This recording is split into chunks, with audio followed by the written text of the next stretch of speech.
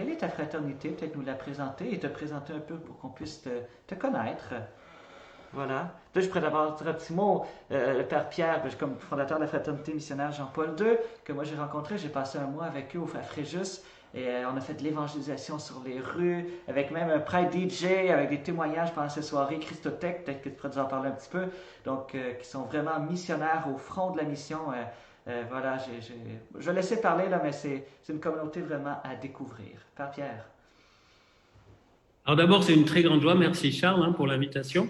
Très grande joie d'être avec vous. On apprend, certains n'étaient pas encore habitués à se retrouver comme ça du monde entier devant un écran. Alors on croit qu'on est devant un écran. On est devant un écran. Certains disent c'est virtuel, c'est pas virtuel. Vous êtes bien là. La difficulté, c'est de voir les plus de 900 personnes que nous sommes là. Plus d'ailleurs, parce que quand on se connecte, parfois on est plusieurs derrière l'écran. Donc on est largement plus. Et moi, j'ai résolu le problème avec le Saint-Esprit, justement, on va en parler tout à l'heure. Mais je ne vais pas anticiper. Alors, cette petite fraternité, très rapidement, parce que c'est pas très, très important, je crois que ce qui est important d'abord, c'est Jésus. Et c'est l'Église qui nous donne. Et puis alors dans l'Église, vous savez, depuis tout temps, il y a des communautés, il y a des fraternités, il y a des associations, il y a bien sûr les paroisses, c'est la base.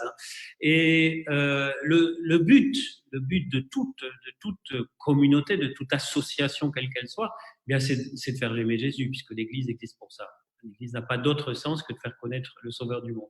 Donc moi, ma vie j'ai reçu une éducation chrétienne, surtout par mon papa, puis ma maman a découvert Jésus tard, grâce au nouveau charismatique, et c'est elle qui un jour m'a invité à un rassemblement à Paris-le-Monial, un des premiers rassemblements du nouveau charismatique catholique en France.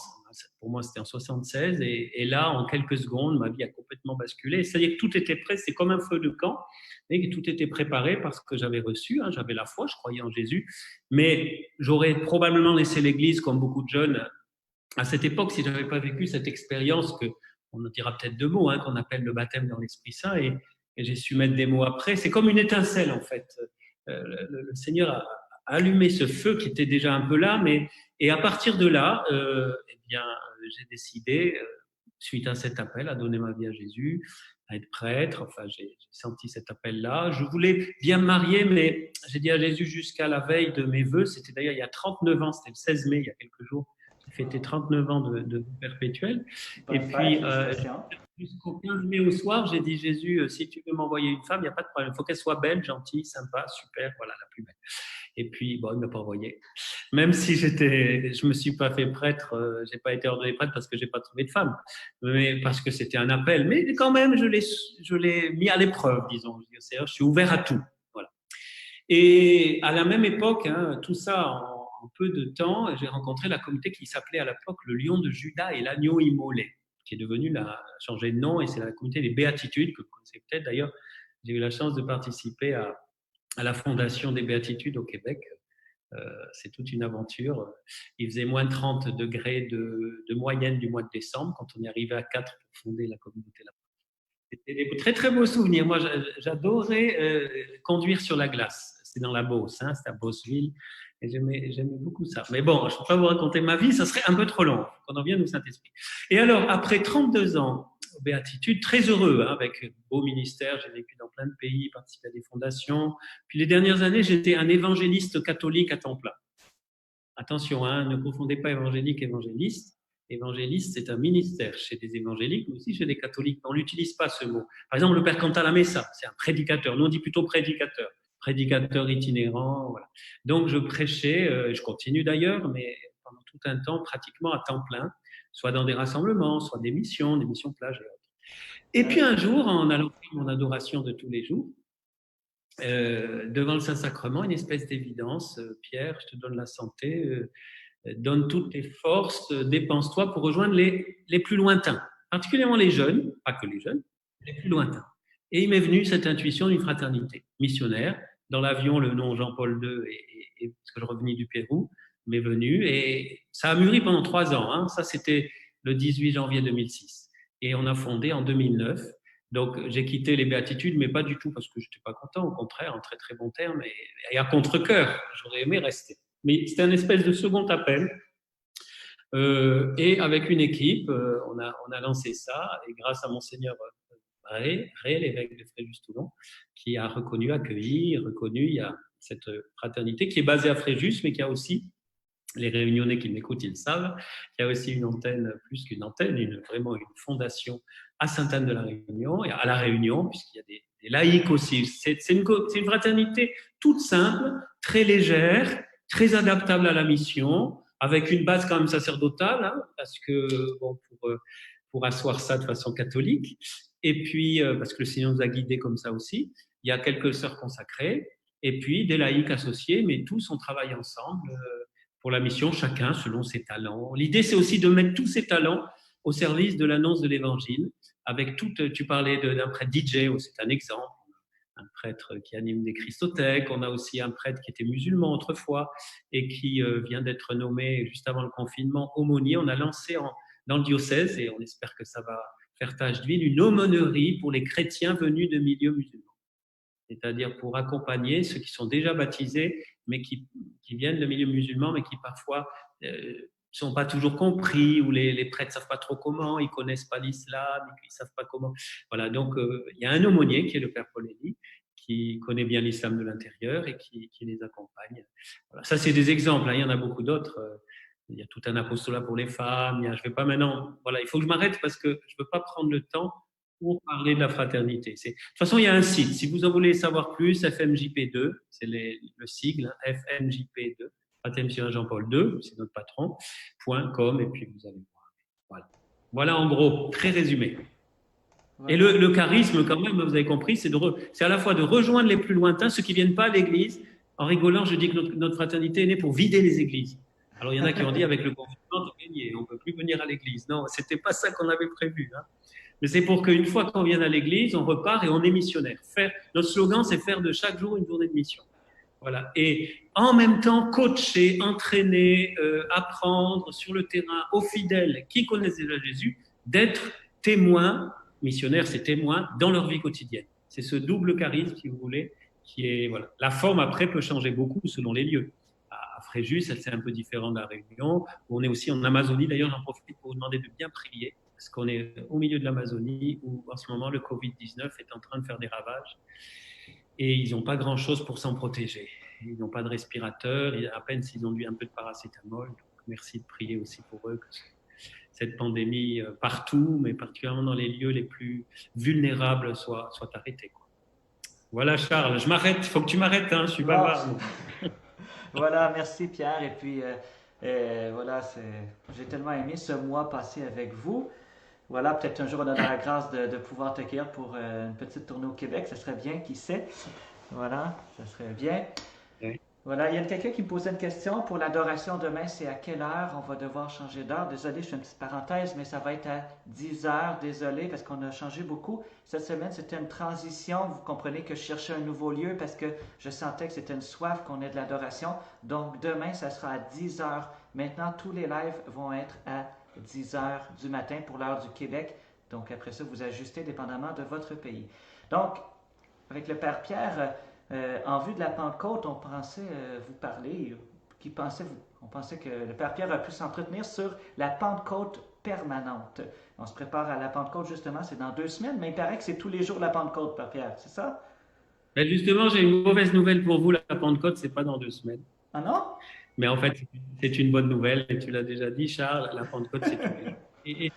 Et il y a une première chose qu'il faut bien comprendre, c'est que il y a les temps liturgiques. Alors là, je parle pour les catholiques. Si des chrétiens d'autres confessions nous écoutent, hein, c'est une façon de partager. Moi, il m'arrive souvent de prêcher j'ai beaucoup d'amis pasteurs, de prêcher dans l'unité. J'aime beaucoup ça.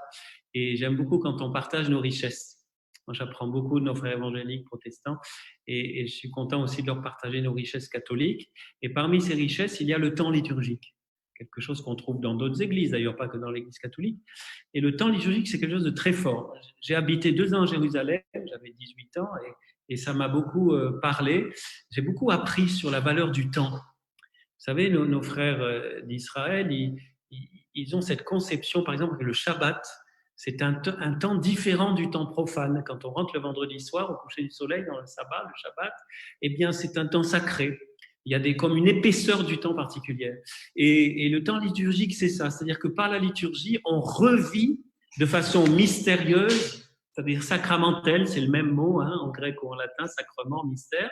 De façon sacramentelle, on revit, c'est par exemple dimanche de la Pentecôte, eh bien, vous serez plus à Magog, à La Réunion, à Fréjus, vous serez au Cénacle. On va tous être au Cénacle.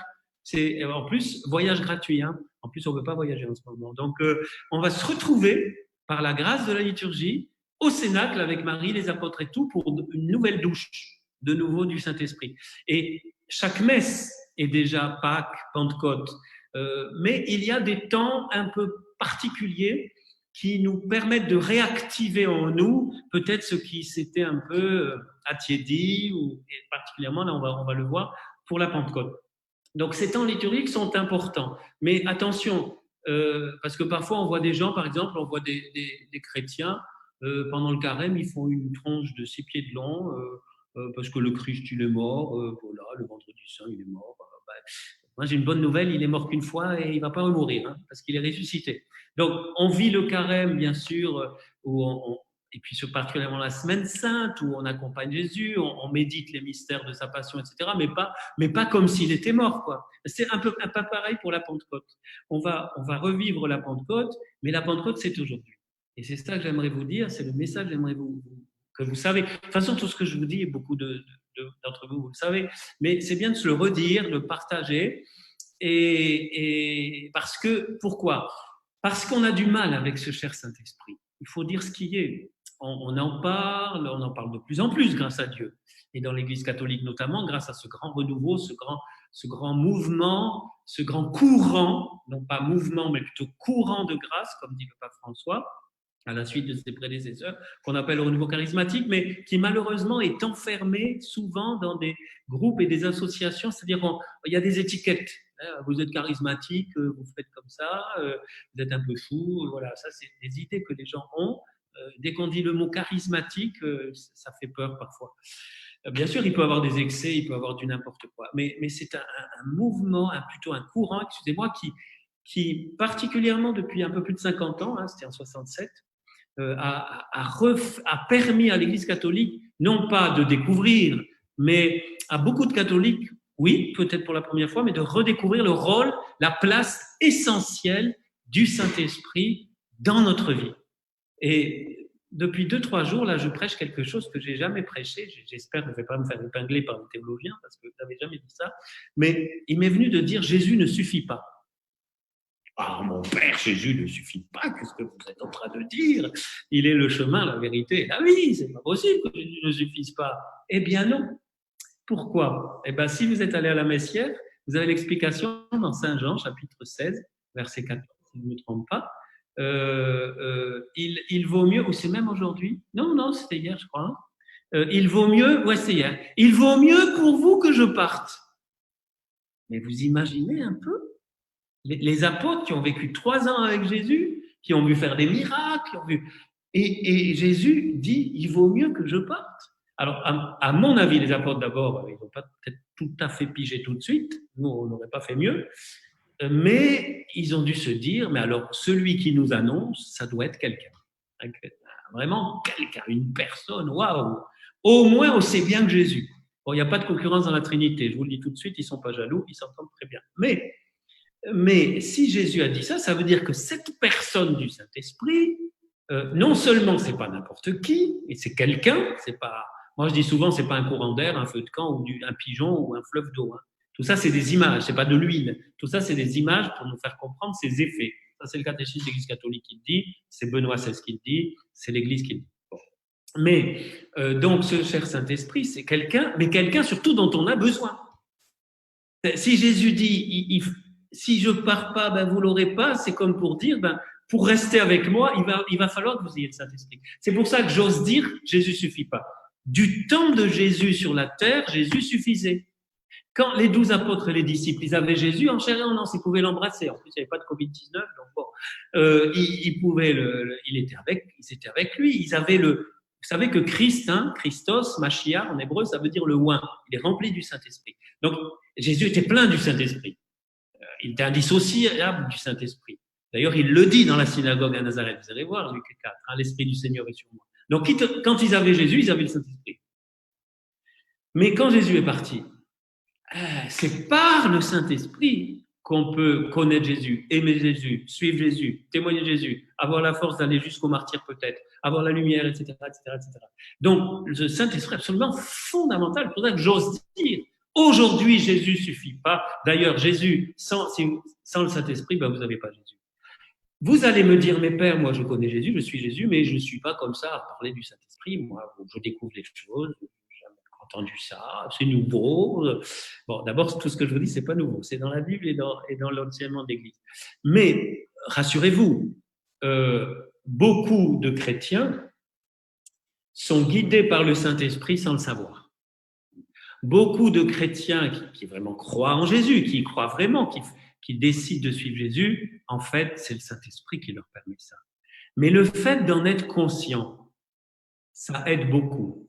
Peut-être qu'on va en dire deux mots. Ça aide beaucoup. Parce qu'on découvre, c'est comme si nos horizons s'élargissent. C'est comme si tout d'un coup, on découvre une amplitude de la vie. C'est comme, vous savez, c'est la fameuse image qu'on prend souvent du voilier. Ici, nous, on a beaucoup de voiliers, hein, on est au bord de la mer. Notre paroisse est à 80 mètres de la mer. Enfin, l'eau est encore un peu froide. On ne peut pas encore se baigner, mais on peut aller sur la plage. Vous êtes bien invités, hein, si un jour vous passez. Et il y a beaucoup de voiliers. Quand on voit un voilier, quand il n'y a pas de vent, en ce moment il y a du vent, mais quand il n'y a pas de vent, il faut ramer, quoi, où il y a le moteur. Mais quand il y a le vent dans les voiles, ça y va. Et vous savez, dire au Saint-Esprit, souffle, dire au Saint-Esprit, je veux vivre en toi, emplis ma vie, je t'ouvre mon cœur, je t'ouvre toute ma vie, eh bien ça simplifie pas mal de choses. C'est pas magique, ça enlève pas tous les problèmes, mais vivre dans l'Esprit Saint, cette vie dans l'Esprit qui est bien plus que du parler en langue, on en reparlera, mais que des charismes et tout ça, c'est super, mais c'est qu'une partie. Alors pourquoi je parle de Pentecôte permanente? Je sais pas, Charles, tu m'arrêtes si tu veux, hein, si tu as des questions ou quoi, mais voilà, tu m'arrêtes quand tu veux parce que sinon, je m'arrête pas. C'est toi qui me dis stop. Ah ben, parce que ça c'est oh génial. Alors, il faut comprendre maintenant, revenons à aujourd'hui et à ces dernières décades. Il y a des jeunes qui nous écoutent, il y a des moins jeunes. Les moins jeunes, vous vous souvenez peut-être de Jean 23. Si vous vous souvenez de Jean 23, c'est vraiment que vous n'êtes pas très jeune. Hein, mais bon, Jean 23, vous avez peut-être entendu parler de lui, Saint Jean 23, qui a convoqué le Concile Vatican II. Eh bien, il a invoqué un nouveau printemps et une nouvelle Pentecôte. Et régulièrement, dans l'histoire de l'Église, il y a eu comme c'est pas que d'un coup le Saint-Esprit se réveille, il s'était endormi, tiens, il y a un pape qui m'appelle, coucou, ça y est, je me réveille et je souffle sur l'Église. Non, le Saint-Esprit, il est toujours à l'œuvre, comme Jésus, comme le Père. Dieu ne cesse d'aimer, ne cesse d'agir. Mais c'est l'Église qui dit, allez, on a besoin de plus de Saint-Esprit. Et Jean 23 l'a demandé pour toute l'Église, au moment du Concile. Effectivement, on a vu une floraison de nouveaux mouvements, de nouvelles initiatives fantastiques, un renouveau missionnaire qui a commencé, et voilà, grâce à ça. Et puis est arrivé Paul VI. Paul VI, vous êtes déjà un peu plus jeune si vous vous souvenez de Paul VI, mais vous n'êtes pas encore très très jeune quand même, puisqu'il est parti en 78, 78, s'il y a des Belges ou des Suisses qui nous écoutent. Et donc Paul VI, lui, a parlé d'une Pentecôte continuée, d'une Pentecôte permanente. D'où l'expression que j'ai prise pour aujourd'hui. Et Jean-Paul II, ça vous vous souvenez de Jean-Paul II, sauf les tout jeunes, ça fait quand même 15 ans qu'il est parti au ciel. Et Jean-Paul II, dont on vient de fêter cette semaine les 100 ans de sa naissance, lundi, 2 jours, le 18 mai, eh bien lui, il disait « l'Église est toujours au cénacle ». L'Église est toujours au cénacle. Mais attention, pas le cénacle d'avant la Pentecôte. Le cénacle de la Pentecôte est d'après la Pentecôte, c'est-à-dire un cénacle ouvert, non pas tous enfermés par peur, mais ouvert et pour annoncer l'Évangile. On va en dire 2 mots parce que c'est très important. Le cénacle dans toute sa dimension pentecôtale. Donc depuis le cénacle jusqu'à aujourd'hui, c'est ce qu'on appelle les derniers temps. N'écoutez pas les prophètes de malheur qui vous disent que ça y est, c'est la fin du monde demain. Nous sommes dans la fin du monde, c'est-à-dire nous sommes dans les derniers temps, plus exactement, depuis 2000 ans. Et ces derniers temps, c'est les temps de Pentecôte. Nous vivons le temps de Pentecôte. Nous sommes dans la Pentecôte. D'ailleurs, quand il y a eu ce courant de grâce qui a touché l'Église catholique en 67, au début, on l'appelait le pentecôtisme catholique. Très intéressant. Parce qu'on a compris que c'était un temps, c'était revivre la Pentecôte, c'est redécouvrir dans l'expérience. Parce que c'est ça la Pentecôte. La Pentecôte, c'est pas d'abord là, même si on peut comprendre une partie. Mais la Pentecôte est d'abord une expérience. L'Esprit Saint, on en fait souvent l'expérience avant de comprendre ce qu'on peut comprendre. Et cette expérience, elle nous déroute souvent. Parce que c'est un des versets qui peut vous aider à comprendre. Il faudrait aller voir tout le texte. J'ai pas le temps, mais vous irez voir chapitre 3 de Saint Jean. Il y a un gars qui s'appelle Nicodème, c'était un chef religieux de l'époque et qui se posait il était quand même très attiré par Jésus. Il dit, ce gars-là, ça va être quand même quelqu'un. Ce qu'il dit, il prêche avec autorité. Donc, il est allé le voir en cachette parce qu'il voulait pas trop que les autres le voient. Il risquait d'être élu de la synagogue à cause de ça. Et alors, il va lui demander, et c'est là que Jésus, à Nicodème, lui dit, eh bien, le vent souffle où il veut. Le vent, c'est ruach. Ruach, c'est le souffle en hébreu, et on le trouve dès le 2e verset de la Genèse. Donc, on trouve le Saint-Esprit, le 2e verset de la Genèse, et on le retrouve à la fin, l'Esprit et l'épouse disent viens, 5 versets avant la fin de la Bible, dans l'Apocalypse. L'Esprit Saint, il est dans toute la Bible, dans toute la parole de Dieu. Et on le voit à l'œuvre. Donc, ruach, le vent souffle où il veut, tu ne sais d'où il vient ni où il va, ainsi en est de qui est né de l'Esprit. Puis il explique cette nouvelle naissance. Cette nouvelle naissance qui fait que, en restant bien humain, les pieds sur terre, attention, il ne s'agit pas de décoller, d'être complètement irresponsable et tout, mais de vivre notre vie humaine déjà, et a fortiori chrétienne, parce que sans l'Esprit Saint, on ne peut pas être chrétien, avec cette conscience que nous sommes, ça c'est une autre parole de Saint Paul absolument géniale, qui peut beaucoup vous aider si vous avez des problèmes avec la gestion de votre corps notamment. Je crois qu'il y en a beaucoup qui ont des problèmes avec ça. Eh bien, il se vous dire, je suis ton corps et le temple du Saint-Esprit. Oh, ça c'est révolutionnaire. Nous sommes le temple. Alors, il ne faut pas en profiter pour dire je suis le temple du Saint-Esprit. On est des pauvres, on est des pécheurs, mais on est habité par le Saint-Esprit, si on le laisse venir, bien sûr, si on l'accueille, notre corps, ce qui fait que ce Saint-Esprit, parfois, se manifeste, il est délicat, très délicat. C'est un gentleman, hein, très, très délicat. Il ne va pas forcer, il ne va pas... Parfois, il fait des... Parce que vous savez, il y a des gens qui disent « Oui, mais père, je ne suis pas d'accord avec vous, le Saint-Esprit, c'est comme une brise légère. » Le Saint-Esprit, c'est comme une brise légère. Oui, il peut souffler très délicatement. Il peut parler très en silence. Mais de temps en temps, allez lire la Pentecôte. Je ne vais pas le lire, mais vous irez voir. Acte chapitre 2, avec des apôtres. On va l'entendre bientôt. Ça y est, un vent violent, les langues de feu, un bruit énorme. Ils se mettent à parler dans toutes les langues des gens. Enfin, c'est du genre discret, c'était raté. Hein. Donc, il y a des moments où, vraiment, il donne un bon coup. Et moi, dans ma vie, j'ai eu plusieurs moments comme ça où il est intervenu et j'ai compris après que c'était des moments importants de ma vie. Et puis, dans le quotidien, et c'est peut-être ça le défi. En pensant tout à l'heure à ce que j'allais vous dire, il me venait de ça et je crois que c'est une des très grandes difficultés aujourd'hui. Pas aujourd'hui, c'est pas nouveau. C'est comment vivre, Seigneur, comment vivre dans ton esprit, une vie vraiment en toi, dans le quotidien. Dans les choses les plus basiques et les plus quotidiennes. Parce que parfois, on est dans des... Moi-même, je dis parfois en rigolant, je suis tombé dedans quand j'étais petit, mais c'est vrai qu'à l'âge de 16 ans, presque 17 ans, j'ai fait cette expérience de baptême dans le Saint-Esprit. C'est vrai que depuis, je m'ennuie pas, je me lasse pas, je continue à découvrir ce Saint-Esprit. Mais autant dans une soirée de prière ou un moment très fort, en plus quand il y a la musique qui nous aide, tout ça, on peut vivre des expériences. Attention, c'est pas des espèces de nirvana ou d'expériences hypersensibles où on s'attache au sensible, ce qui est aussi un autre problème. On ne peut pas tout dire aujourd'hui. C'est qu'à la fois le Saint-Esprit peut toucher notre sensibilité, il peut toucher nos sens. Mais parfois, c'est aussi notre tête, on se fait des idées, et c'est pas lui. Bon, c'est une autre question, peut-être que s'il y a un moment, je préciserai. Mais comment vivre dans la vie quotidienne, pas que dans des moments de prière. C'est super les moments de prière. La messe, pour moi, la messe, c'est le summum. Ça fait 34 ans que je suis prêtre, et chaque messe, c'est une Pentecôte. Pas toujours sensible, mais à chaque fois, c'est quelque chose de fabuleux. Et quand la messe s'arrête, je dis, oh, c'est dommage, ça s'arrête. Alors nous, on en est arrivé à presque 2 heures à la paroisse de Metz, mais on ne peut pas faire 5 heures de messe quand même le dimanche. Les paroissiens, ça fait un peu beaucoup, on les habitue, mais après, il faut quand même redescendre du tabord. Voilà. Et on a notre vie quotidienne. Comment dans la vie quotidienne vivre cette relation avec le Saint-Esprit? Et ça, je crois que c'est quelque chose de très, très important parce que ça transforme la vie. Par exemple, bon, je ne sais pas comment au Québec vous vivez le confinement, à La Réunion c'est différent, en France on attend d'un jour à l'autre qu'on puisse avoir de nouveau les messes avec le peuple, même si ça sera un tiers des églises probablement, etc. C'est pas évident.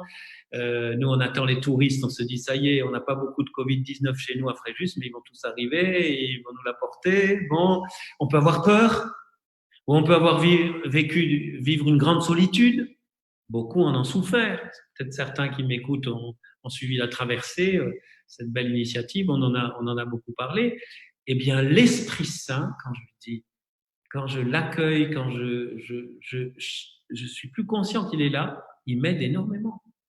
Et il me renvoie à Jésus. Je tiens à le préciser, pourquoi? Parce que quand on parle du Saint-Esprit, et j'aimerais vraiment parler beaucoup de lui et surtout vous le faire, vous aider pauvrement, mais à le découvrir, redécouvrir, à l'aimer, à être son ami. Attention, c'est toujours pour Jésus. Nous ne sommes pas disciples du Saint-Esprit. Nous sommes disciples de Jésus. Et d'ailleurs, lui nous renvoie à Jésus. Et comme il est Dieu, un seul Dieu avec le Père et le Fils, il y a des fois, on ne sait pas trop si c'est Jésus, le Saint-Esprit, le Père, c'est Dieu. Bon. Mais c'est quand même le parent pauvre de la Sainte Trinité. Benoît XVI, en 2006, l'appelait le grand inconnu. C'est celui qui... moi, je dis souvent, hein, j'ai écrit un petit livre sur Saint-Esprit et j'ai écrit ça, que moi, à sa place, je me fâcherais, je me mettrais en colère. Heureusement, c'est Dieu, donc il ne se fâche pas. En tout cas, il se fâche gentiment peut-être, parce que on ne fait que lui dire viens, viens, viens, viens souvent. On lui chante viens, viens, viens, viens, viens, viens, viens, viens. Bon, c'est bien au bout d'un moment, mais moi je serais lui, je dirais vous pouvez pas changer de refrain un peu. Ou bien je dirais je suis là, toi viens. Je prends cette image, vous savez, vous invitez quelqu'un et puis vous lui dites viens, vous lui envoyez un mail, viens, viens manger, viens boire une bière ce soir, viens. Il arrive, il toque, vous ouvrez, vous dites viens, viens, viens. Il rentre, il s'assoit, vous lui dites viens, viens. Votre ami vous dire mais oh, ça va, t'as pété un câble là, comme on dit, hein, quelque chose qui va pas. Parfois, avec le Saint-Esprit, on est un peu comme ça.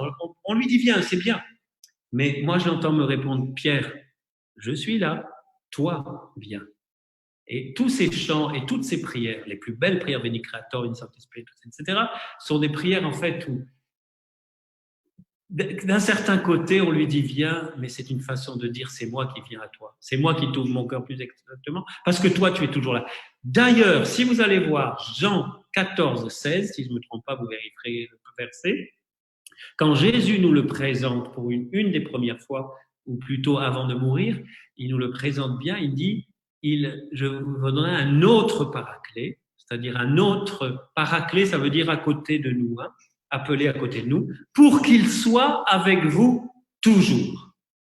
Et c'est ça qui est fantastique. Vous voyez, ce toujours, c'est biblique. Quand je vous dis Pentecôte permanente, c'est parce que justement, le Saint-Esprit est avec nous toujours. La question et le défi que je pose ici et que j'essaie d'expliquer pauvrement, mais c'est moi, est-ce que je suis toujours avec lui? Est-ce que je vis la Pentecôte? Est-ce que je vis comme un chrétien de Pentecôte ou un chrétien de la Passion ou un chrétien de la Résurrection? Est-ce que je vis comme un chrétien qui vit tout le mystère pascal? Parce que souvent on l'oublie, on parle du temps pascal, mais le temps pascal, il va jusqu'à la Pentecôte. Il ne s'arrête pas à Pâques. C'est pas que Pâques, c'est tout ce temps-là. L'Ascension qu'on va fêter demain, je ne sais pas, dans certains pays on le fête le dimanche comme en Italie, enfin en métropole c'est demain. Eh bien on va vivre l'Ascension, puis on va vivre la Pentecôte, et tout ça. Et si vous voulez, la Pentecôte, c'est le couronnement du temps pascal. Tout est accompli à Pâques. Mais si ça s'était arrêté à Pâques, je pense qu'on ne serait pas là aujourd'hui d'ailleurs. Et probablement l'Église, il y a longtemps qu'elle serait morte. Et ce Saint-Esprit nous permet à l'Église, on l'appelle l'âme de l'Église. Mais c'est aussi l'âme de notre âme. Il nous permet de vivre au quotidien, là où nous sommes. En plus, il s'adapte. Moi, je l'appelle aussi le grand interprète de Dieu. C'est-à-dire qu'il adapte les choses à ce qu'on est. Et ça, c'est magnifique.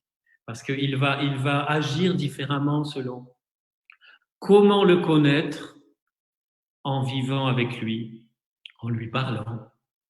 Moi, je dis souvent, je ne suis pas le seul, en lui disant bonjour le matin.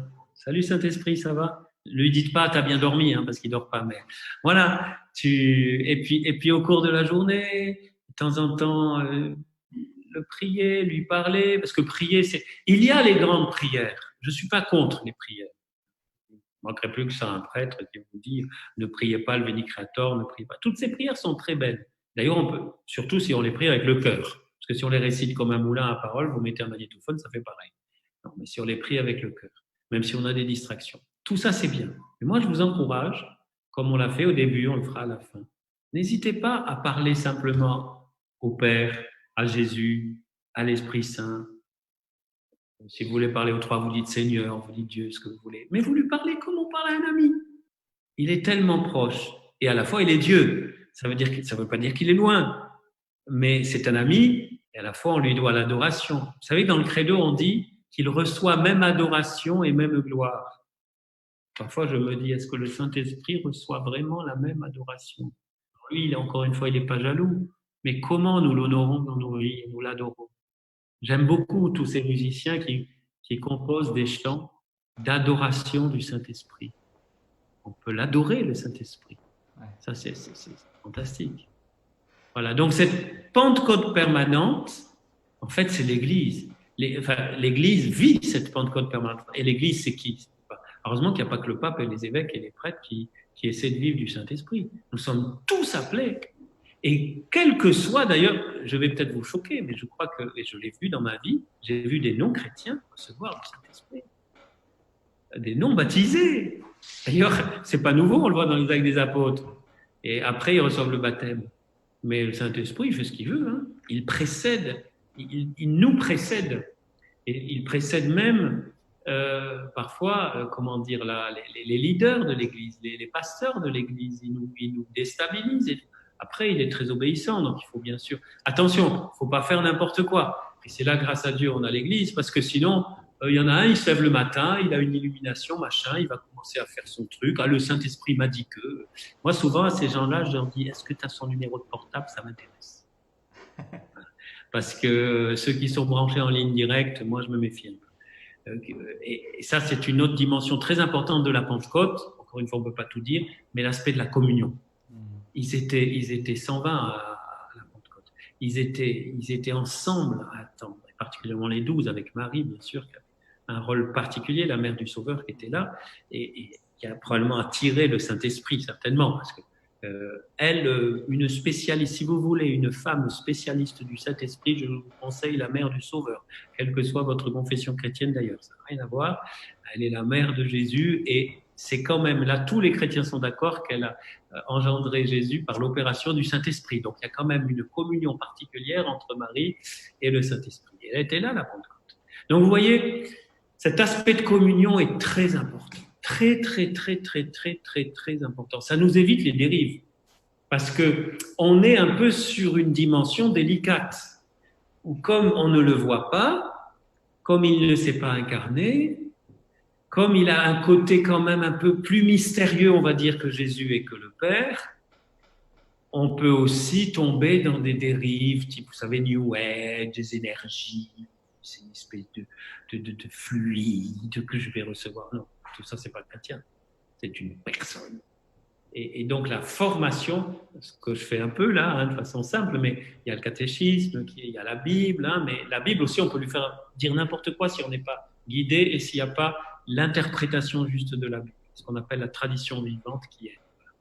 Mais voilà, tout ça pour dire que la communion est très importante. Et ça, on le voit à la Pentecôte. Depuis 2000 ans, ça n'a pas changé. En fait, à la Pentecôte, vous avez l'ADN.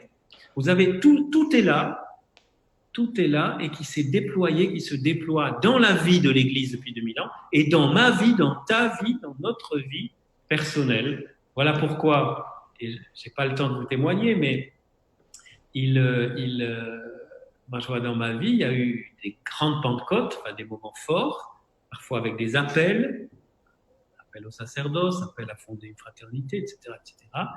Et puis, à d'autres moments, mais ça peut vous surprendre, moi j'étais surpris hier, je vous le dis, on est entre nous, je ne sais pas combien on est, mais on est en famille.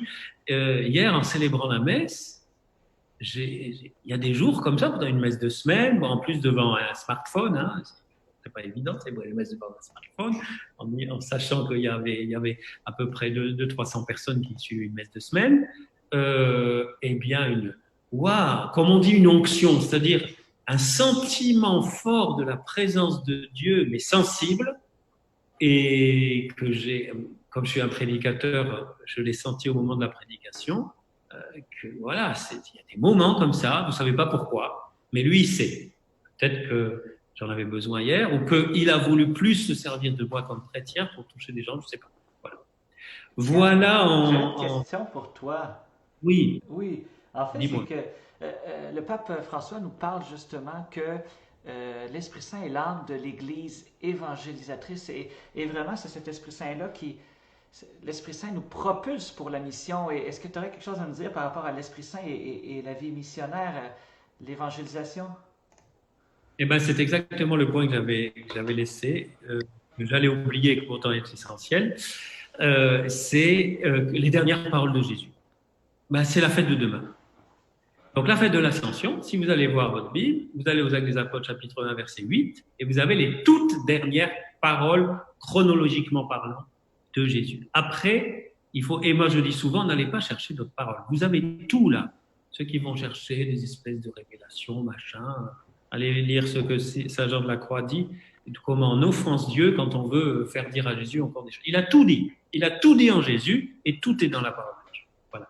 Donc, ces dernières paroles, c'est « vous recevrez de la dynamite » ou une dynamis. Bon, en grec, c'est force, c'est puissance. Alors, on traduit force et puissance, mais en grec, c'est dunamis, qui a donné dynamique, dynamite, c'est un mouvement, c'est puissant et c'est un mouvement. Donc, vous recevrez une force, celle de l'Esprit Saint. Il avait déjà préparé, il avait parlé, il a résumé juste avant de partir. C'est les toutes dernières paroles avant de monter au ciel.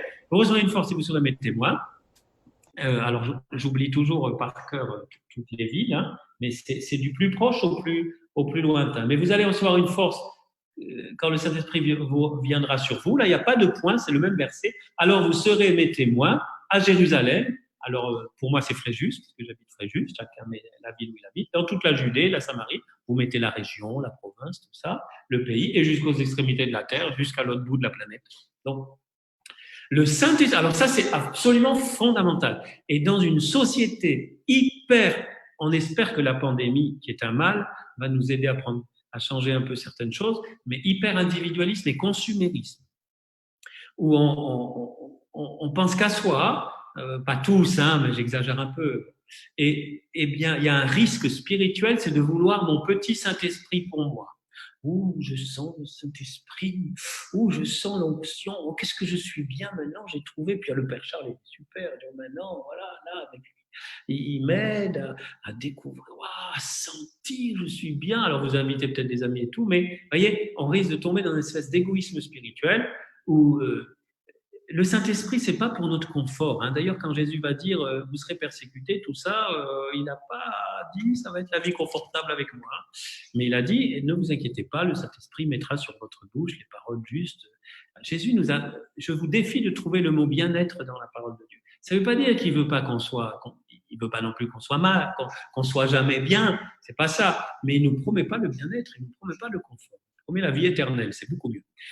Et donc, le Saint-Esprit est donné pour la mission. C'est-à-dire, attention à ce mot mission qui peut être mal compris. On pourrait dire témoignage. Comme ça, comme il n'y a pas le temps de bien expliquer. Pour le témoignage, d'ailleurs, c'est marqué, vous serez mes témoins. Si on veut être biblique, complètement biblique, c'est même pas mission, là, c'est témoin. Et vous serez mes témoins. Et le Saint-Esprit va vous donner. Et d'ailleurs, on le voit tout de suite après. Les apôtres qui étaient timides et tout deviennent des évangélisateurs de feu jusqu'au bout du monde connu de l'époque. Et la plupart, d'ailleurs, martyrs à la fin. La force du martyr. Tout ça, c'est le Saint-Esprit. Donc, et ça, c'est un secret. Si vous voulez expérimenter davantage le Saint-Esprit dans vos vies, décidez d'être missionnaire. Décidez de témoigner de Jésus. Parce que c'est pour ça qu'il est donné. Et je dis souvent, Acte 1:8, qui est la dernière phrase de Jésus, si vous la coupez en deux, vous n'êtes plus chrétien. Vous n'êtes plus chrétien. Si vous demandez le Saint-Esprit pour le Saint-Esprit, c'est pas chrétien. Là, on tombe tout de suite dans le New Age et dans ces trucs où l'espèce de bien-être, voilà, tout, méditation pour moi et tout. Bon, ou si vous prenez que être témoin, ça devient du prosélytisme. On est des espèces on veut convaincre les gens à coup de je sais pas quoi que Jésus est le Sauveur. Sans le Saint-Esprit, ça marche pas. Il faut les deux. Le Saint-Esprit est donné pour la mission. Ça, c'est absolument fondamental. De même il est venu dans l'homme et ce souffle de vie, l'âme de la personne, c'est l'âme de l'Église. Et l'Église existe pour évangéliser, annoncer l'Évangile. Elle n'existe pas pour autre chose. Tout ce qu'elle fait, c'est pour ça. Alors ça, tous les papes le disent depuis 2000 ans, et toute l'Église le dit, toute la parole de Dieu le dit. Donc voilà, ça c'est très, très, très important. Et il y a 36 000 façons d'être témoin. 36 000 façons. Même ceux qui m'écoutent et qui sont malades ou qui sont très âgés, qui disent mais je peux rien faire. D'abord, tu peux être missionnaire par le cœur. C'est-à-dire missionnaire par la prière. La puissance de la prière. J'aimerais vous raconter le dernier miracle qu'on a eu à Najas. Une de nos laïques, mariée, 2 enfants, 25 ans, était en train de mourir de la rougeole. Il n'y avait pas de sang, il n'y avait rien. Il fallait une poche de sang, sinon rien. On a combattu par la prière et tout. Et voilà. Eh bien, elle est sauvée. Waouh, c'est puissant. C'est puissant. Donc, il y a du taf pour tout le monde. Il y a vraiment du travail pour tout le monde dans l'Église. Il n'y a pas de chômage. Si les dirigeants savaient ça. Il n'y a pas de chômage dans l'Église. On peut tous faire. Et vous savez, le Saint-Esprit, si c'est pas pour l'action, faut pas le demander. C'est une dynamisme. C'est pas pour notre petit bien-être, même spirituel. C'est même pas simplement pour mieux connaître Jésus. C'est aussi ça. Mais d'ailleurs, si vous connaissez mieux Jésus et vous l'aimez, vous avez envie de le faire aimer. Ah, normalement, sinon c'est illusoire. C'est un test, vous savez. L'esprit, le feu missionnaire en nous, c'est un test de notre relation à Jésus et de notre vrai amour pour Jésus. Après, là encore, on a besoin de s'aider les uns les autres, de se soutenir, de se donner des idées, de partager comment aujourd'hui cette nouvelle évangélisation lancée par Jean-Paul II il y a 41 ans cette année. C'était le 9 juin 79. Cette évangélisation par des nouveaux moyens, en ce moment par Internet. Vous savez, il y a beaucoup de gens qui nous disent, grâce aux messes sur Internet, bien maintenant je ne deviens plus missionnaire ou des choses comme on fait en ce moment. Eh bien, j'invite des amis, c'est plus facile. C'est vrai que c'est un peu plus facile d'inviter, disant, voilà, va voir ce site. Mais c'est déjà être missionnaire. En attendant de pouvoir le faire vraiment directement, quand on pourra de nouveau, il n'y aura plus la distanciation physique, on pourra se retrouver à plus de 10, à faire plus de 100 km, etc. etc. Voilà, donc oui, merci Charles, parce que ça, il fallait pas que j'oublie. Si j'oubliais ça, tout le reste, je dis souvent, si on oublie ça, tout le reste, ça vaut rien. Hein. C'est vraiment enfin, ça vaut rien.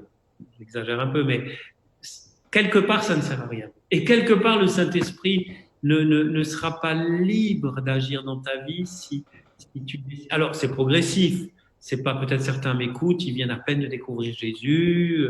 Ils disent, oh, le Père, il est en train de nous dire qu'il faut que j'aille évangéliser toute la terre demain. Cool, piano. Bon. D'abord, il faut commencer par ses plus proches. Et puis, normalement, ça devrait venir quasiment spontanément. C'est François qui dit ça dans Evangelii Gaudium, le pape François, une belle lettre, conseil de lire, la joie de l'évangile. Il dit, il n'y a pas besoin de beaucoup de préparation et il n'y a pas besoin qu'on te dise, va évangéliser si tu rencontres Jésus. Si tu rencontres Jésus et qu'il touche ton cœur, et c'est par le Saint-Esprit que ça arrive, eh bien, tu peux pas garder ce trésor pour toi. Tu as envie de le partager. Souvent, le problème, c'est que, alors ça serait toute une autre fois, peut-être sur la mission, mais souvent, on ne sait pas comment faire. On ne sait pas par où commencer. Et on se dit, mais je suis seul, je ne sais pas quoi faire, et puis mon curé peut-être ne comprend pas trop, ou bien j'aimerais faire ça, mais le curé n'est pas d'accord. Après, c'est tous les problèmes pastoraux qu'on crée, et là, il faut demander conseil à droite, à gauche. Il y a quand même beaucoup de possibilités aujourd'hui. Voilà, merci Pierre pour cet enseignement vraiment qui a nourri puis qui nous aide à avoir une amitié, justement, une intimité, une amitié avec l'Esprit Saint et qui nous ouvre vraiment à la mission. Hein? C'est un appel de l'Église renouvelé, un appel à la fois du pape qui demande qu'on partage à tous dans l'Église la grâce du baptême dans l'Esprit Saint, mais aussi on sait bien que la première exhortation de notre pape, c'est aussi à la joie de l'Évangile de pouvoir... voilà, oser l'évangélisation et la mission. J'aimerais quand même, ceux qui veulent poursuivre ce que Pierre a partagé et qui veulent continuer à approfondir, là, j'ai été trouvé sur Internet justement, Entrer en amitié avec le Saint-Esprit de Pierre Aguila, donc vous pouvez procurer sur plusieurs sites différents. Donc simplement, ceux qui veulent poursuivre, Entrer en amitié avec le Saint-Esprit, un parcours simple pour le recevoir et en vivre. Et aussi son témoignage, ceux qui veulent le lire en témoignage, passionnément, un prêtre heureux raconte, une préface justement de son évêque, Monseigneur Dominique Rey, et donc qui est de l'édition des Béatitudes. Donc, si vous le désirez, vous pouvez aussi vous le commander, ceux qui veulent approfondir ce qu'on a entendu aujourd'hui. Voilà. Et le livre du Saint-Esprit est préfacé par mon ami, le pasteur Jean-Luc Traxel. Wow. Je le remercie parce que préfacer le livre d'un prêtre, vous voyez, c'est beau, c'est l'unité. Magnifique, magnifique. Merci Seigneur. D'ailleurs, le Pape François nous invite le renouveau à vivre dans cette unité. C'est une invitation du pape. Donc, allons, soyons catholiques, soyons dans l'unité. Voilà. Exactement. Eh bien, on pourrait conclure par la prière parce que c'est bien, c'est extraordinaire de prêcher, mais on le croit aussi que quand on prêche aussi, la parole, la prière continue à permettre à cette prédication d'entrer en nos cœurs, de changer concrètement nos vies. Donc, on pourrait... François, je crois que tu avais prévu un chant à l'Esprit Saint, c'est bien ça? Oui, oui. Peut-être tu pourrais commencer avec un peu de chant à l'Esprit Saint et ensuite prier quelques minutes pour vous prier ensemble.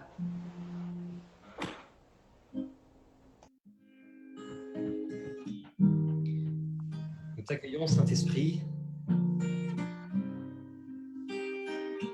Viens faire toutes choses nouvelles en nous.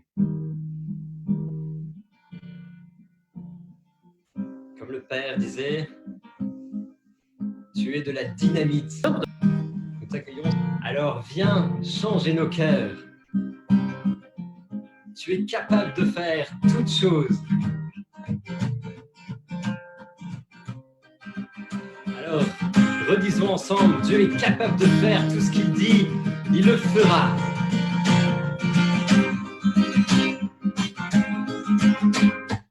Dieu est capable de faire tout ce qu'il dit, il fera. Il accomplira toutes ses promesses envers toi. Ensemble, Saint-Esprit, nous sommes là pour toi. Viens changer nos cœurs, rends-nous tes témoins. Que nous n'ayons plus peur. Dieu est capable de faire tout ce qu'il dit, il fera. Il accomplira toutes ses promesses envers toi. Garde ta foi en Dieu, il ne t'abandonnera pas, il fera. À vous! Oh, oh, oh, oh, oh, à vous!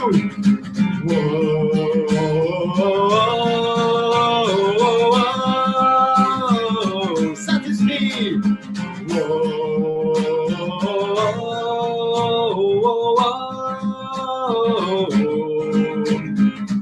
Il fera, il fera, il fera.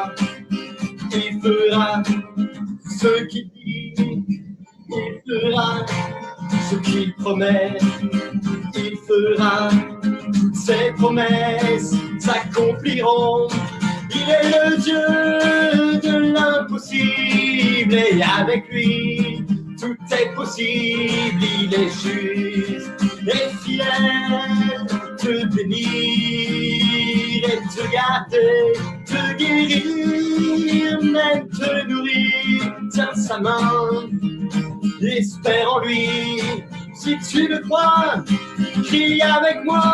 Il fera, il fera, il fera, il fera. Oh, oh, oh, oh, oh. Viens Saint-Esprit. Oh, oh, oh, oh, oh, oh, oh. nos cœurs.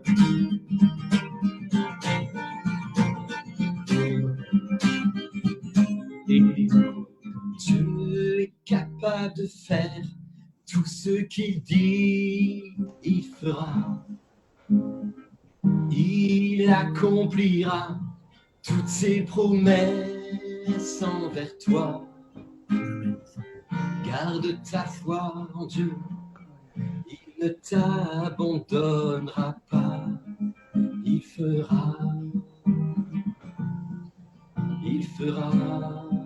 toutes choses nouvelles. Il fera par la puissance de l'Esprit Saint. Il fera.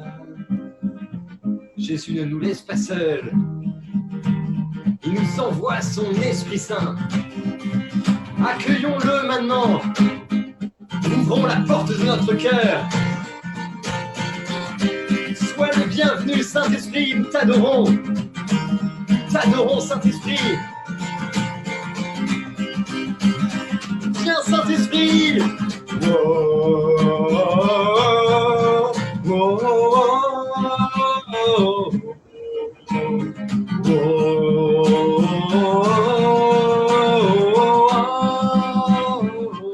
Dernière fois.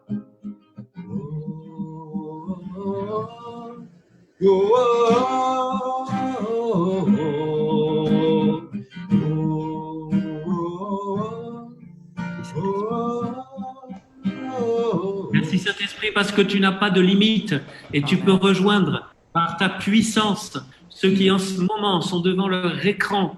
Nous sommes en communion en toi, Saint-Esprit, pour accueillir la parole de Jésus, pour accueillir son action, lui qui ne s'arrête pas de faire du bien.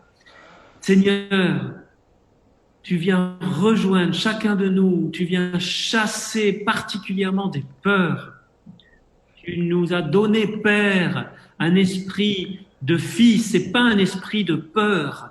Et tu chasses la peur de beaucoup de cœurs, Seigneur. Tu donnes ta paix. Tu es l'esprit de paix.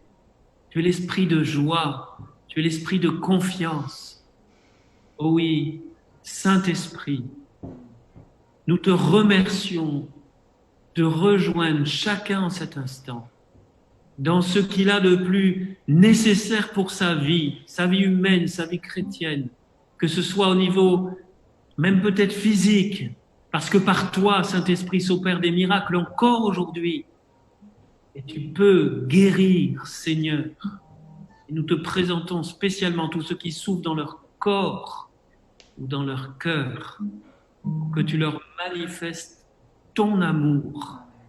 Jésus, tu as dit que tu te manifesterais à ceux qui t'aiment, à ceux qui s'ouvrent à toi. Et par le Saint-Esprit, Père, nous croyons que dans le nom de Jésus, tu viens prendre dans tes bras ceux qui peut-être sont dans une situation difficile. Mais tu viens aussi réjouir, Seigneur, ceux qui vont bien.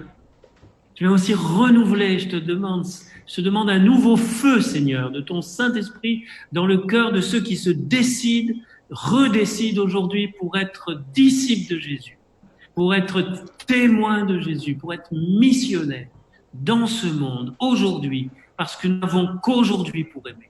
Nous n'avons qu'aujourd'hui pour être témoins de Jésus. Alors merci Saint-Esprit, parce que ce qui est génial avec toi, Seigneur, c'est que tu réponds toujours aux prières. Et tu donnes le meilleur, même si ce n'est pas toujours ce que nous attendons. Merci pour tes surprises, parce qu'elles sont toujours des bonnes surprises.